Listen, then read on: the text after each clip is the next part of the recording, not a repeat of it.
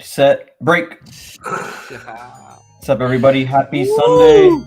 So we talking about sports. It's week 13. We're back with another action-packed podcast. Mm, I'm Roland. I'm mm. joined by Ben and Ron. Ron, I see you vibing out there. You're producing in the Bro, background here with these beats. What's going trying, on bro. Sunday? How are you feeling? So I'm feeling well, man. I just left a great service, uh, bringing joy to the world, and we're gonna bring joy to this pod, and we're gonna bring joy to this Sunday because we're gonna be giving out some nice plays, some nice fantasy advice, um, and hopefully Justin feels better. He's the fourth member of the team. He's having some throat issues. I don't know what kind of throat issues he's having, but that's why he's not with us today. But I'm ready, boys. Let's run it. Let's go. Ben, I like the fit. I like the fit. All Thanks, right. How's thanks. it going, Ben? Doing all right. I was just getting that link out, sharing it, everywhere. Watching some football right now. The Toddies playing Man City, got a 2-1 game, and the college playoff football, committee is about to decide the 4 teams. So, got a lot going on this morning, boys. Yep, Yeah, glad you hell brought yeah. that up. Saturday was a championship weekend for college football that was actually kicked off on Friday with Oregon losing to Washington. Oregon lost to Washington in the first matchup, came into that second matchup as 9-point favorites, lost in Las Vegas. Followed up Saturday morning with Texas routing Oklahoma State in the Big 12 championship, hopefully punching their ticket to the national championship. And then we had a great afternoon of football. Bama upsetting Georgia. Love it. Uh, what else? FSU was able to overcome, starting their third string quarterback, and they ended up beating Louisville. Before we get into the NFL, Ben, you got me going. You got us talking about some college football. You're a Texas fan. If you're talking to the committee, you're pleading your case. Why should Texas be one of the 4 teams in your opinion? Yeah, I mean, I think they're one of those one-loss teams. We kind of played out those scenarios coming into this weekend on exactly what we needed to happen. It seems like everything that we needed to happen happened, aside from the Florida State loss. But we really didn't bank on Georgia losing to Alabama. So, got two teams ranked ahead to lose, and hopefully for Texas, they did what they were supposed to do, put up 49 points. Might have been a little bit better if we were playing Oklahoma instead of Oklahoma State. It Yep. would have maybe meant a little more, but it was a ranked Oklahoma State. And Texas has looked good. I mean, we know their best win of the season was a double-digit win in Alabama. That's aged, like fine wine, with the way Alabama has played this season out. So Mhm. I really don't see a scenario. This would be the first time Texas would be, a topic to be put into the college football playoff. And I don't see the NCAA missing the boat here with keeping them out. Just everything that comes with it. I mean, the franchises like or not franchise, but colleges like Texas, those blue bloods. This is kind of who the NCAA wants in these positions. We know that Texas brings a lot of money, so I'm not very worried, boys. I think that Texas is a sure shoe in for the top 4 teams. I do. I mean, they haven't been in the college football playoff since its existence. The big last Texas run Right. you had was way back in the day when you had Matt Leinart, 05. going against Vince Young, and we knew what that did for college football. I mean, that game was on everywhere. It was one of the most viewed games. If you can get Texas back in another conference besides the SEC, I mean, if you're college football, you're like, bring it, because you can't have too much focus on the SEC because people will lose interest. You're getting another team from another conference who can throw them some competition, and it's a win-win for everybody, especially us Texas boys. Yeah, and please forgive me, everybody. I left out Michigan. They were part of that championship weekend. Hey, Excuse Marky. me, going up against Iowa, beating them in the Big Ten championship game. But yeah, let's get into it. There's a lot to be decided there. I think the college Let's get football it. playoff show is starting, or just started here about 5 minutes ago. The decision will probably come out while we're live. So anybody gets it in the comment, hit us up, or if we find it in here, we'll announce it, put it on the ticker and maybe have a little discussion about it. But anyways, we talked about it this week on Tuesday, and we talked about it last week. Bye week, NFL really hitting fantasy players. So where it hurts this week, those in need of a win, trying to make those playoffs, trying to get that number 1 seed, maybe solidify a bye week for themselves in the playoffs. Have to deal with this: Ravens, Bills, Bears, Vikings, Giants, Raiders, all on bye. Ron, Ben, I know you guys are probably both personally affected by it, but who's to you like the number one guy here that you're missing? Is it the guy pictured, Josh Allen, or is it some of these other guys that you're hoping to fill in for, like the running backs and whatnot? Josh Allen is broke, so I ain't even on that Josh Allen train. I've told y'all since we started, way before preseason, this guy's broke, and the Bills are broke, and they ain't doing nothing. We're The talking biggest about fantasy football here, Ron. Still QB1. Still QB1. I was waiting for that. I set y'all up. No, the biggest impact for me personally on my squads is Lamar Jackson.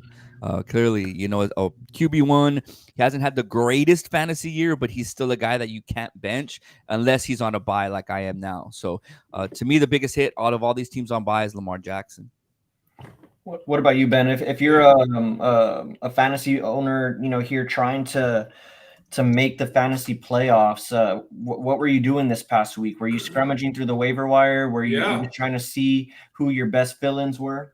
Yeah, I actually had to pick up Jordan Love to play in place of Josh Allen. So it is against the Chiefs. We saw the Chiefs give it up a little bit last week. Love has looked all right. I don't feel great about it, but I mean, that's what I had to make do with what I had with the free agents. So Jordan Love this week for the win, boys. Let's see if he can cap it off. Mondo will love it. Yeah, and you know, the thing I will say, you know, looking at this slate of teams that are on bye weeks, you know, you got some of the highest scoring, you know, fantasy players on each of these teams. You know, you got a top player there. So I'm looking for, you know, week 12 scoring like across the league, maybe to be down. Unless you're going up against a team that is completely unaffected by the buys, like a team that has a lot of Chiefs and Eagles and Dolphins players, 49ers, guys that just got done with their buys, might be in a little bit of trouble, but might not be all doom and gloom, because, I mean, those are a lot of big fantasy names that'll be missing. So let's move on, though. Let's get to injuries, because that is the other important thing here when we talk about fantasy football, especially as we get down here. It's 11 o'clock, so a lot of these decisions are having to be made. So just real important here, you know, Devon A-Chain, he's active. He's good to go.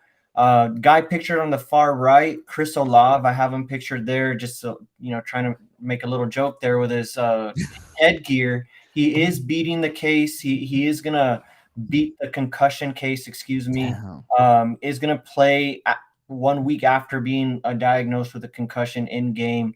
So he is lining it up. You should be able to put him in your lineups if you're starting him, unless you have another option out there. Then the two guys in the middle, Aaron Jones, he's out. Been an up and down season for him, mainly due to injury. Can't beat that hamstring. Don't know. That's what's keeping him out this week, though. And then game time decision here in the middle, Chris Godwin. I don't know if news has come through on him yet, but I'll look into it. He hit the injury report late in the week due to a neck tweak. I don't know what happened there, but did land on the injury report late in the week. And then other notables, Tank Dell is active. He does have a calf injury. So I don't know if you guys will be playing that with caution. For me personally, I think you just got to start him depending on the makeup of your team. And then you got Jonathan Taylor. We talked about being out. McKinnon out in a second straight week. Other Texan, Schultz is out, but we mentioned Dell is still going to be in. Noah Brown makes his return. And then we got Etienne and Higgins, notable players for Monday night that beat their cases of being on the injury report. So, guys, out of the players here that I just mentioned, I'll just throw it to you, Ben, because I know you're heavy on Olave this year. Are you worried about starting him after beating the case there with the concussion? Yeah, I am. I was, you know, when we got to our fantasy questions, I was going to ask you all in the chat if you all would go with Chris Olave or Devontae Smith. Chris Olave, I mean, he's been really good, but off of a concussion, a guy coming back, it doesn't take much now with the new, you know, like measures that the NFL is taking with concussions and whatnot. We've seen him have concussions, you know, dating even back last year to his rookie year. So I'm on the fence on Olave. He's been really good. He's obviously a guy that, you know, you draft really high, so you expect to play him anytime that he's on the field. But the concussion situation does, you know, make it iffy for me. And if you have somebody on the bench that you can start, like a Devontae Smith, you know, with the matchup that he has today, I'm leaning more towards benching Olave this week, and that's my biggest decision so far that I have to make. Ron, are you scared off the concussion news for Olave, or are you still, you know, full force ahead with him? I'm not, just because I don't really trust Derek Carr, man. I really don't. They're going up against the Lions who lost on Thanksgiving, so the Lions are going to come out, even though the Saints are at home. I think it's going to be a really good defensive game for the Lions. There's been a lot of talk about them, being doing so good in the beginning, and then lately, man, they've been getting scored on a lot, and I just don't see that happening from the Saints, especially with no Michael Thomas. And I'm putting the brakes on Olave here. I kind of agree with Ben. I don't hate leaving him on your bench because it's just too risky of a play for me. And going back to your Godwin news, as of now, everybody's reporting that he is suited up to play. The game is until 3, so I don't know if they would change that. But as of now, as of 11:15, Central Time, Chris Godwin's good to go. Yeah, thank you for pointing that out. It is a 3 o'clock game, so that is another a factor that you have to account for. You're going to miss a whole slate of players. If you keep Godwin in your lineup waiting for that, but like Ron said, he is expected to play so long as he wakes up feeling good. So he should have woken up by now. So we should be getting some reports on him more definitive whether or not he's going to play. A Chain back in. Ben, we talked about it the last time that he got the news to become active off the IR, and he was good to go. The reports back then were, hey, he didn't tear it; it was just a sprain. He should be full force ahead. First week back off the IR, lands himself back on the injury report, misses a game. I think he only got like 2 carries the last game before he exited. Ben, gonna ask you the same question I asked you a few weeks ago. Are you throwing A-Chain back in your lineup? It sounds like, we even have a question pertaining to A-Chain here. Shout out Edgar in the chat, but he's saying it sounds like he wants to go with A.J. Dillon over A-Chain at the flex position. So, I know Edgar, we gave him some bad advice last time. I'm going to go back to the well. It's a good matchup against the Commanders. He's supposed to be back. If you look at it, he's projected to get more fantasy points than Mostert, so you got to expect he's going to see decent amount of work. I expect double-digit carries, so at least 10 carries for him. A-Chain at the flex. I'm not going to say, go plug him in at RB2 unless you really have to, but at the flex, in this matchup with an over-under of 49 points and the Dolphins favored by 9.5 points, I would definitely start A-Chain. Yeah, you have a tough matchup for Dillon too. They are at home, but they're going against the Chiefs on a Sunday night. The Chiefs are going to want to show out. It's tough, man. For all the opportunity that AJ Dillon has had this year with Aaron Jones being out and nobody else like an RB3 giving him competition, no other younger guy has stepped up. He hasn't produced, man, for as much as he should have. So I think it's tough just starting AJ Dillon to begin with. We know the home run power that A-Chain has. I would go with A-Chain here, boys. Yeah, I'm gonna load up A-Chain one more week. Damned if I do, damned if I don't. But one thing that I've been trying to do this year is be a little bit more aggressive. I used to, and I've always been this way in fantasy as far as like being a little bit conservative. I've always been, I need to see it first to believe it. Like, hey, I don't believe in Santa Claus anymore. I haven't seen him. I need to see it to believe it. And sometimes you miss out on those big weeks, right? Yeah. Like, for example, if you were scared of starting Kyren Williams last week, you missed out on Kyren Williams putting up 38 points off the IR. Like, if you're taking that approach saying, hey, first week back off the IR, don't want to risk it. But, the fact of the matter is, Kyren Williams is a stud. Devon A-Chain is a stud. He's proven it, time and time, or at least, before he got hurt, he proved that he was a stud. So I'm going to go back and say, hey, his talent is going to come out this first week back. So hopefully he doesn't bite us in the butt twice, because, that 2-point output really is a lineup killer if it happens again. And you also might have a negative game script, for the Packers, even though they've been playing well. They are playing the Chiefs. You never know. The Chiefs can just, go crazy. And you're definitely going to take the ball out of Dillon's hands. And, Edgar, I think you're overthinking it, bro. I know it hurts, or the doubt is there because of that 2-point outing and him getting hurt last game, but the ceiling and the floors on both of those players, I just think it's not even comparable. Like, I think A-Chain's floor today is going to be Dillon's ceiling, to be honest with you. Dillon has never scored more than 13 points all year. and he's only had double-digit numbers in 5 weeks out of 12. Other good call out there, Ron. Other notables I want to ask you about, just conversational wise. Noah Brown coming back. Does that scare you a little bit for Tank Dell? Are you a little worried about Tank Dell's calf injury? I know we kind of breezed over his name earlier, but what are your general thoughts on that situation? Go ahead, Benno. Yeah, the calf injury is worrisome. I'm not very worried about Noah Brown coming back. The connection's been there. We've talked about it.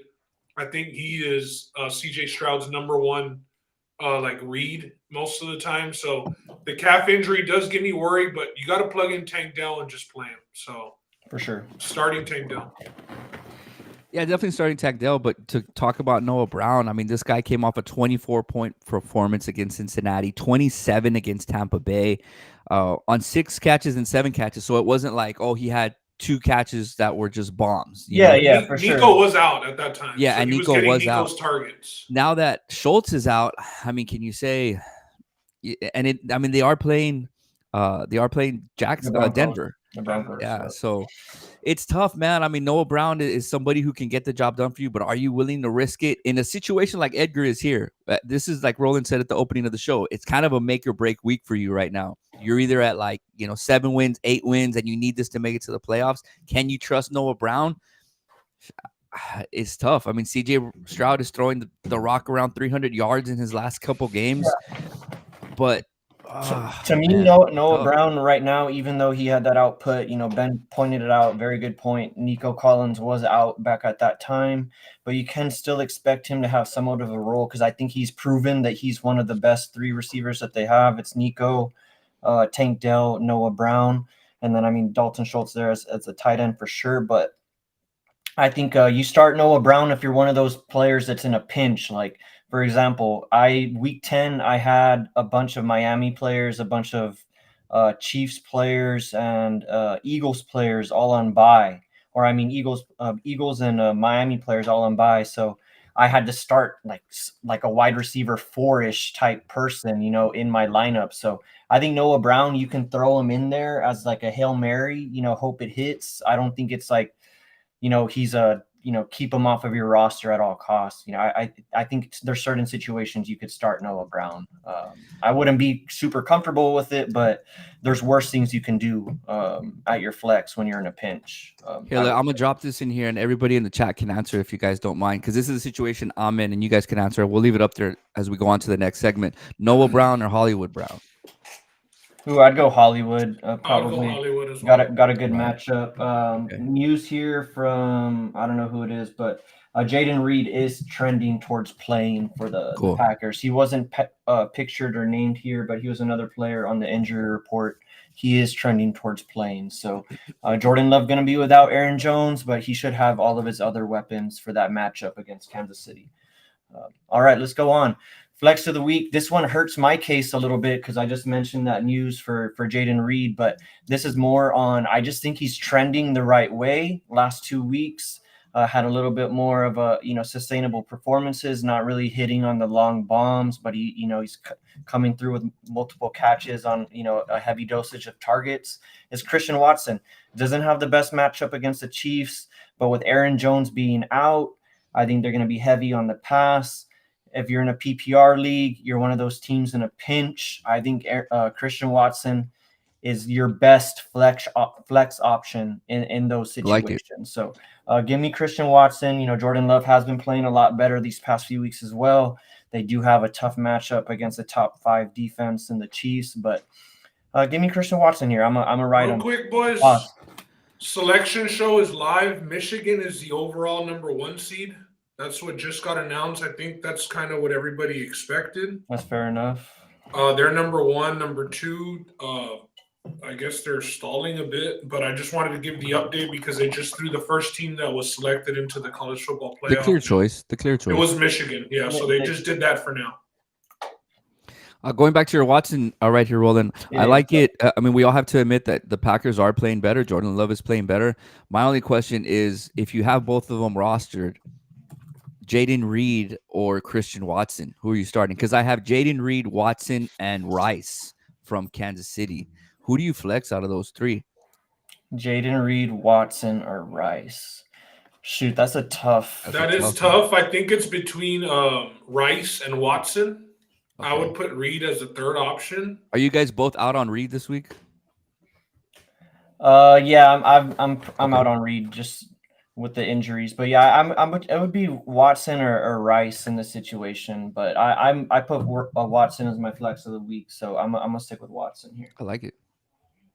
Sounds good. Washington, the overall number 2 seed. Oh, okay. Here, this is where it's going to get interesting with the number 3 here. It should be announcing it in the next 30 seconds or so, but I'll just keep us updated. And the other guy pictured here, I'll go over it real quick. I'm gonna throw up Devon Achane. It's on the same trend as Kyron Williams last week. First week for the second time back off the injury report. I'm gonna go with Devon Achane to have a good performance against the Commanders. The Commanders, the team that's down in the dumps. This is a team that's bidding for next year pretty much. I don't think this is a team that's going to have a lot of the roster or the coaching staff around next year. So give me Devon Achane to get back on track. Throw him back in your lineups. He should be good to go. We can segue that to Noe's question right here. He has Achane, Mostert, or Pierce at quarterback, Stroud, or Goff. I have Geno Smith, but didn't expect him to play that good on Thursday, but he did. So I'm assuming you want us just to pick one between these three. I think Roland's choice would be Achane. I personally I'm all out on Pierce here. Singletary's been playing really well. I kind of like Mostert, man. If you have to choose between those three, I'd go Mostert at your quarterback situation. I actually have both on my squad too, and there's no way that I'm sitting CJ Stroud with the way that he's been performing. Mostert and Stroud are my answers. Yeah. Hey, so thank you, Ron, for that take. Texas comes in at number 3. Yeah! So that's some good news for those Texas fans here on the pod and watching along with us. Gets a good matchup against Washington. So that's going to be some highlights. I think that's a rematch of an Alamo Bowl a few years ago, if I'm not mistaken, which was a pretty exciting game if I remember so correctly. So that means number 4 is going to have to be Alabama. There's no way that they keep Georgia in over Bama after Bama just beat them. That would just be a crime. At QB, Noe, I go CJ Stroud over Goff. I think CJ Stroud has proven to be an every week quarterback. He's vying for the MVP, pretty much got rookie of the year locked up. But yeah, give me CJ Stroud in that matchup. And I'm in a similar situation with you. I did have Geno Smith on the bench as well. Oh, shit, son. I'm sorry, Roland. They did put Georgia at number 6, and they threw them first on the screen, and I thought that was the number 4 team, and that's why I reacted like that. So I apologize, but Georgia is not in. Georgia is not in. Good. I said there was no way you can keep Georgia in after losing to Alabama last night. I would not have been in for that. But Edgar, I'm with you. CJ Stroud should be a lock every week. I think he's proven he's at that point now. I'm going Achane and CJ Stroud to answer his question as well. Alabama went number 4, so Alabama got in, boys. Alabama against Michigan. You're a Mostert owner. You would still go Achane over him? Yeah. Okay. Yep. Yeah. My prediction for the CFP now is going to be Texas versus Bama, and I got Bama getting them in the rematch right now. I don't know. We'll see. Hey, I was rooting for Texas yesterday. I was rooting for them to get into the CFP. We'll see. We'll see. That was a little tongue in cheek. So I'll have a more serious prediction later on. How nice of a bet when Alabama was in the dumps and everybody wrote them off to go get them to win the Natty this year. Yeah, if they get through Texas, I mean, they're not going to be far away from being favorite to win it all. Yeah. Well, I'm glad that's sorted out, boys. Let's finish off this Spanish show. It's 11:30. Yeah, so let's 11:30. I want to put in some prop plays here before the end of the day. Our must starts real quick. Ben, give me your must start guy. He's the one pictured here first. Yeah, I'm going with Stevenson. I know this might be kind of obvious to some people, but Zeke had been taking a lot of the carries from him. He had been a little disappointing. Ramondre Stevenson, he's had back-to-back games with 20-plus carries. I like him today to get, 18 to 20 carries. And they have a decent matchup against the Chargers, who tend to give it up, through the air, through the ground. It is Zappy starting, so I expect him to lean on Stevenson. So I got Stevenson as must start this week. Yeah, the second guy pictured here is my guy, and I just, I think it's pretty obvious. If you were sitting on Zach Moss, or if you picked him up off the waivers, if he was available in your league, no Jonathan Taylor, throw in Zach Moss. I think he's an auto start.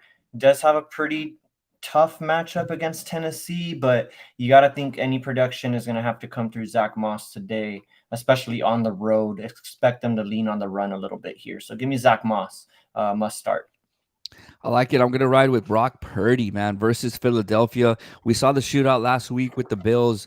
That Philly D, interior-wise, you cannot run the ball on them. What you're going to do if you're Philly, you're going to focus on Christian McCaffrey, right? What's going to happen to me, in my opinion, is the play action is going to be there all day. Now with Deebo Samuel back, the San Francisco offense has looked incredible, bro. Albeit, last week Purdy only put up 10 points against Seattle, but before that, 26 against Tampa Bay and 23 against Jacksonville coming off the bye. I really like this matchup. I think both teams are going to go off. And Purdy's not a guy who throws too many picks. He doesn't make too many bad decisions as far as staying in the pocket and fumbling and getting you those negative points. So I like Purdy this week. And also I'm going to go with Adam Thielen. Yes, Adam Thielen from the Panthers. It's crazy, but we saw what happened when Canada got fired in, Pittsburgh. Obviously, there's a major coaching change over there in Carolina. I think they let Young loose a little bit more. He's going to play a little bit more free. And Thielen was a stud, man, before the bye week. In weeks 2 through 6, he was averaging about 25 points. I think he gets a lot of targets today. And at Tampa Bay, same thing with Philly. The run defense is good, but their secondary isn't great. I like them to cover the spread, which we'll get into later. But Adam Thielen and Brock Purdy, I think, have to be in your lineup today. Yeah, especially with all those 6 teams on bye. You're going to need to fit in somebody. Yeah, not much disagreement here from me. Brock Purdy, I do think he's a smash this week. DFS, if you have him in season-long formats, he's a smash. I like the matchup against Philadelphia. You saw what Dak did last week against Philly or whenever they matched up. And you saw what Josh Allen just got done doing. Granted, Brock Purdy's not going to beat you with his legs, but he throws touchdowns. So I like Brock Purdy to get at least 20 points today in fantasy. And I'm not going to disagree with you either on Adam Thielen. He's come back down to earth a little bit lately, probably just, because the whole team has just been really, really bad, but they should get that just fired their coach boost that these teams usually get. So I'll be on board with you with Adam Thielen as well. Ben, any thoughts on the 3 players that were named after Stevenson? I just think Zach Moss, if you held on to him throughout, I know I dropped him as soon as Jonathan Taylor started getting, the bulk of the carry. So Zach Moss should be a decent play for everybody this week. I know it's kind of the obvious one. Also in the Niners and the Eagles game, I like that you all have Purdy up here. I think both quarterbacks are going to have a hell of a day today personally. So, yeah. Yeah, I hope Jalen Hurts eats again. Jalen Hurts is the MVP favorite, so we'll see if he keeps that train going with the leader of the tush push. All right, let's go to our best bets. Ben, you only have 2 on here, and I have a guy pictured here for you, so I want you to give us your picks first. Yeah, I'm going with Denver +3. The Texans are going to win by 1 point today, so they'll squeak one out today. Take care of that Denver win streak, put an end to it, and then Atlanta -2. Man, this one is just a pure fade on the New York Jets. I'm not a big fan of Atlanta's coach, Arthur Smith, but the running game, Bijan, looks to be rolling. He looks to be in a groove. I do like Atlanta to win this game. I think Atlanta can, end up winning that division. So this would be a game that they need to have. I think this is a big one for Atlanta. A lot of people on Jets. I do like Atlanta. That's the play that I like the most this week. I saw them as a number 1 streaming defense. That was like everybody was running to get them on defense this week. Yeah, they've been playing well. The Jets are still starting Nick Boyle, right? That's the thing. So hard for me to go against you there, even though I do see a lot of love for. This was kind of like my last week, like when I really liked the Giants. I just think the Jets. I know that they're kind of hoping for maybe a Rodgers return, and this would be a game that if you lose, maybe you just don't even bring back Rodgers, right? Because For both teams, I think this is a very, very big game. But I got Atlanta winning tonight. And what about you, Ron? What are your 3 picks today? All right, so I'm going to go with the Lions, like I mentioned earlier, in a bounce-back game from that Thanksgiving embarrassment. New Orleans doesn't have much offensively. Alvin Kamara could only do so much, but with the wide receivers hurting, Derek Carr is going to have trouble, throwing the rock around. So I'm leaning on Detroit. I think the running backs, if you have Gibbs and Montgomery today, I think they go off. Both of them do take their props. I think they run all over New Orleans. Then I'm going to go to Carolina simply on, Tampa Bay isn't a team that's going to blow you out. It's going to be a low scoring game. I think it'll be tough in the trenches, blah, blah, blah. All that typical, low scoring, ugly game, vibe. So I'm going to go with Carolina plus the points here. And then finally, New England and the Chargers under 40 there. We know that Bill Belichick loves to take your best weapon away. I think if he takes Keenan Allen away, then the Chargers will be, I can see him putting up 17, 20 points, but New England is not an offensive powerhouse either, especially with Zappy there. We're going to get a lot of love from Ramondre Stevenson, which I think should slow down the pace of play. So under 40, those are my 3 best bets for the day. Nice. You got a friend in me with Carolina plus 3.5. This is my second time taking them this year. The first time didn't go so well for me. I think they got blown out by like 20 or 30. You couldn't give them enough points that afternoon. But this week, I like them plus 3.5. They have a pretty good matchup against Tampa Bay. Tampa's defense has, they haven't been that good.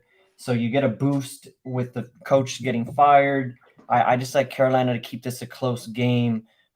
Give me Carolina here to keep it close enough at the 3.5. San Francisco -3, probably my favorite bet of the week. I've been on them since earlier in the week, and I was thankful that I got the -3. I don't know where it's at now, but they're playing Philly. Philly, as we all know, 10-1. They're in the middle of this tough stretch. They're playing the 6 toughest games on the NFL schedule, in my opinion, all, back to back to back, really getting no breaks. They're 3-0 in the first 3 games of that stretch, but they've been getting outgained in pretty much every game. I don't know if they got outgained last game, but they shouldn't have won. There's another game yet again that the Eagles find a way to win. But give me San Francisco. This is the week that the Eagles got. San Francisco has 10 days of rest. Philly, like I said, just got done playing 3 tough games, getting ready for a 4th. Hey, Philly, they're legit. Yes, their wins aren't pretty, and it says something to be able to win the games, but they're going up against another powerhouse in San Francisco. Rematch of the NFC Championship game. A lot of talk has been going back and forth. San Francisco's had this game circled. Give me San Fran to get it done. Hopefully, I am not embarrassed coming back next week, going up against the Eagles. And then my last bet, another bet that I'm going to have to probably hold my nose on, is Tennessee plus 1.5. Tennessee at home, going up against the Colts. I liked the Colts last week. I'm fading them this week. My whole thing is Gardner Minshew. Look, it's Gardner Minshew and Will Levis. To me, it's a little bit of a wash. Gardner Minshew, you can't trust him on a week-to-week basis. So I'm not going to go ahead and say that, he gave me a good performance last week. So I'm, confident in him carrying that performance. That's part of my logic in thinking about this. And then also just looking at the X's and O's. Tennessee, their run game has been getting going a lot recently. Indy does have a pretty good defense, but they are dealing with some injuries, and the last few weeks they have been giving it up on the ground. So I like Tennessee to control the run game. Tennessee's defense has been pretty good. No Jonathan Taylor, although Zach Moss is pretty much an auto start. His volume's going to be there, but I just think Tennessee at home, Vrabel, another positive for me in this situation. Playing with their backs against the wall, they still have a chance. It's another division, the AFC South, even though we're talking about the Jags and the Texans. The Tennessee still, and Indy. Tennessee could win. If they lose, their season's pretty much over with at 4-7. They're going to be 4-8, probably packing their bags. But give me one last stand here for Vrabel and the boys, plus 1.5. And this one I could look stupid here, so we'll see. You never look stupid, Pat. But I'll co-sign that San Francisco pick. I also like San Fran. Yeah, So, man, I yeah, like it too. And I'll be on that. the line hasn't moved rolling. It's still -3, money line -150. There we go. And I think that game, actually, I caught the bad end of it. And now that I think about it, because that game opened up, I think San Fran -1 or something like that, and it automatically got bet to -3. So a lot of love out there in the streets for San Fran. Those are the best bets. Yeah. Ben and I last week started giving out some player props. Ron, if you have anything, please do add on. But I'm going to go through mine real quick. I got 2 anytime touchdown props. As you guys know, earlier in the week, I kind of, stated my love for Kenny Pickett this week. I am starting him in one league. Unfortunately, I don't think I have too much worry there, but I like this matchup for the Steelers. You're going up against the Arizona Cardinals. They're, a team that's definitely looking towards next year. And honestly, the defense for the Cardinals, nothing to be scared of. The last few weeks against the tight end position, since week 8, they've given up 1 touchdown. Week 9, 1 touchdown. Week 10 didn't really give up much against the Falcons, but against the Texans and the Rams, 1 touchdown and 2 touchdowns to the tight end position. So give me Pat Fryermuth at plus 280. This is like a long ball, a little sprinkle to get into the end zone. Recently was rediscovered by Kenny Pickett in the middle of the field. The Steelers remembered that you can go there in the past game when they fired Matt Canada. So give me Pat Fryermuth to get back into the end zone. And then this other one, going back to the well, Ben and I talked about it last week on the prop show, or on the prop part of the show.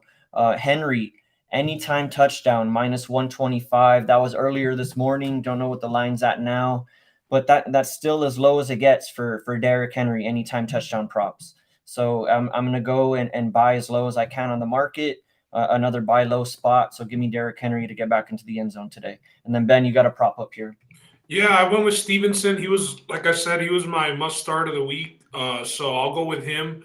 Over 14.5 carries. Like I said, he's had back-to-back 20 carry games. 20 and 21. Yeah, 20 and 21. So this is a Chargers team that does give it up on the ground. They've been phasing Zeke out little by little, except for, some goal line opportunities. But even then, Ramondre's been scoring touchdowns as well.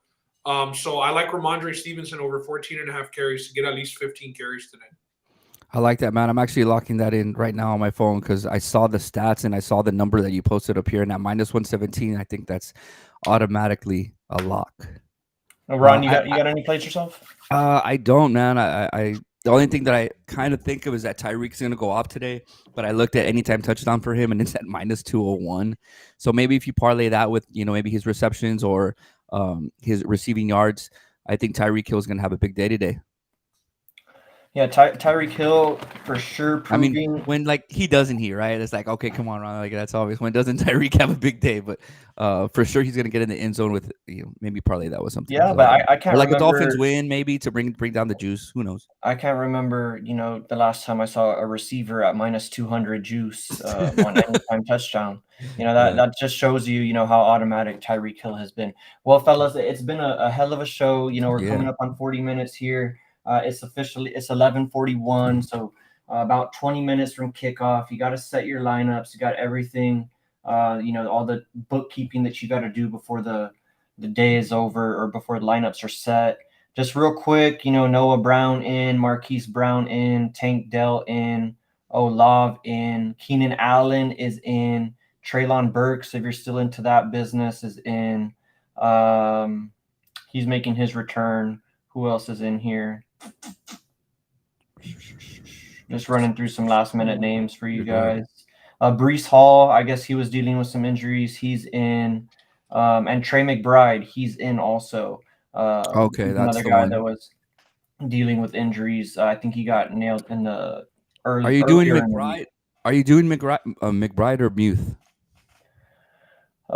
This week I'd probably stick with McBride. Unless you hear that he's on a snap counter or something, you can stick with McBride in your lineup.